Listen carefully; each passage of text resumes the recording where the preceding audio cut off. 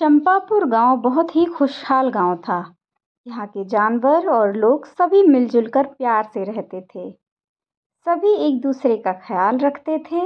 उसी गांव में एक मुर्गा रहता था जिसका नाम था किट्टू।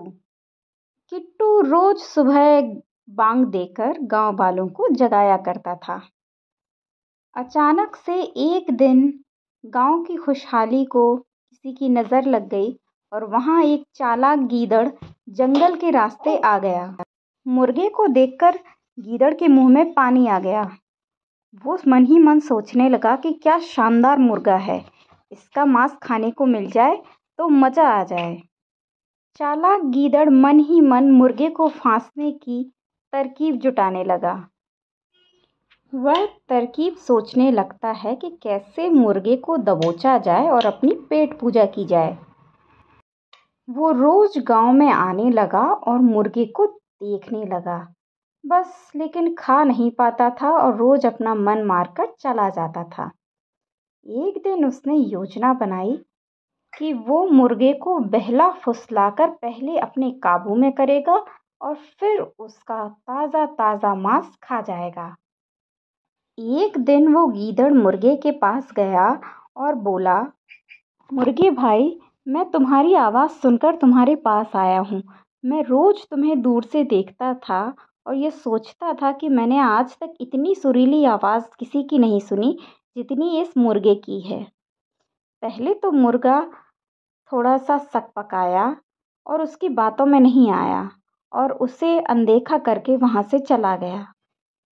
लालची गीदड़ ने अपना यह क्रम जारी रखा। वो हर दिन मुर्गे के पास आता और मीठी मीठी बातों में उसे उलझाने लगा। एक दिन गीदड़ फिर से मुर्गे के पास आया और बोला कि मुर्गे भाई, तुम्हारी आवाज़ तो कानों में मिश्री सी घोल देती है। ऐसा मन करता है कि मैं दिन भर तुम्हारी आवाज़ सुनता रहूं। तुम्हारे जैसी मधुर आवाज़ मैंने पहले किसी की नहीं सुनी।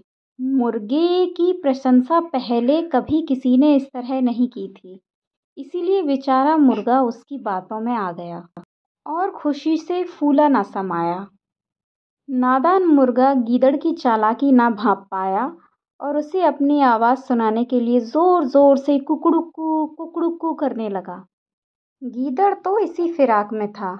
उससे जैसे ही लगा कि मुर्गे का ध्यान उसकी तरफ नहीं है और वो अपना कुकड़ुकू करने में व्यस्त, वैसे ही गीदड़ मुर्गे की तरफ झपटा और उसकी गर्दन को अपने जबड़े में भर लिया और वो गांव से दूर भागने की फिराक में लग गया।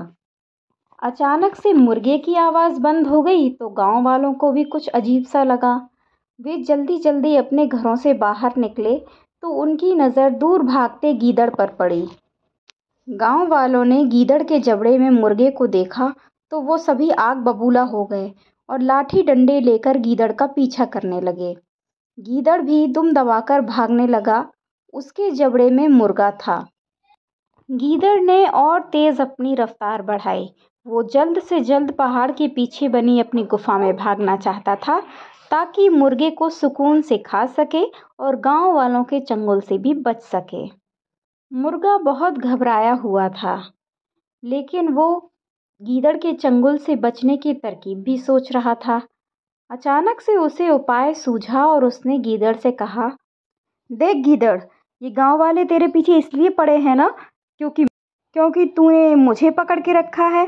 अगर तू इन गांव वालों से ये कह दे कि तू मुझे दूर ले जाकर छोड़ देगा तो ऐसा कहकर ये गांव वाले तेरा पीछा छोड़ देंगे।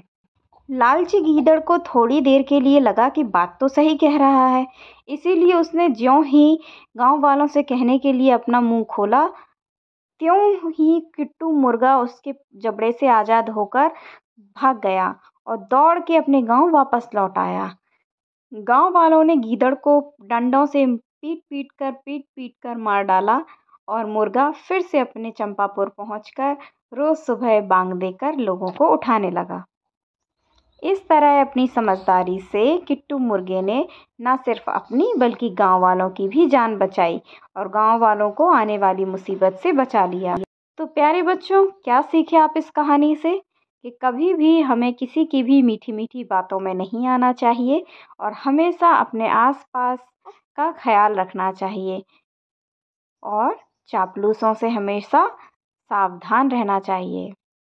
ठीक है प्यारे बच्चों, मिलेंगे फिर से एक नई कहानी में एक नई सीख के साथ। तब तक अगर आप इस चैनल पर नए हैं तो इसे सब्सक्राइब कर लीजिएगा, वीडियो को लाइक कर दीजिएगा और शेयर भी ज़रूर कीजिएगा। Bye bye.